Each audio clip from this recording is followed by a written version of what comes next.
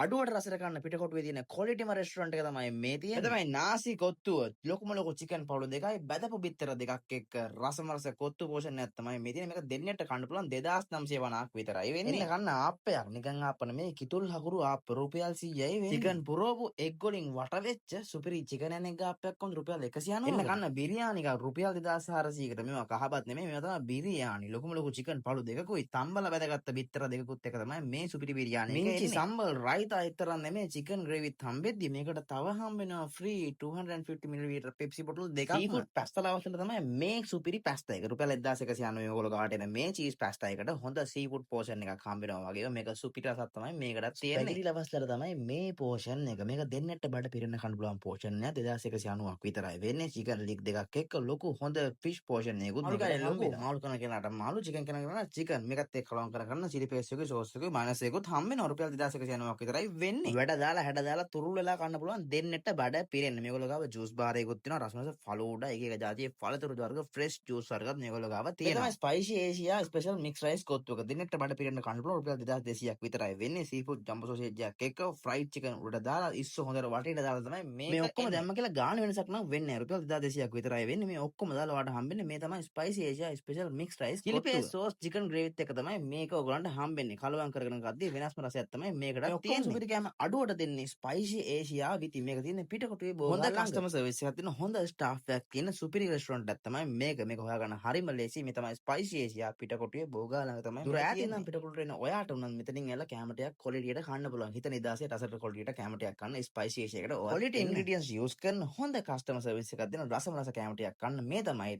පිටකොටුවේ තියෙන එකම තැන. මේ තමයි ස්පයිසි ඒෂියා. අපි ෆලෝ කරලා නැත්නම් ඉක්මනටම ෆලෝ බටන් එක ඔබාගෙන යන්න.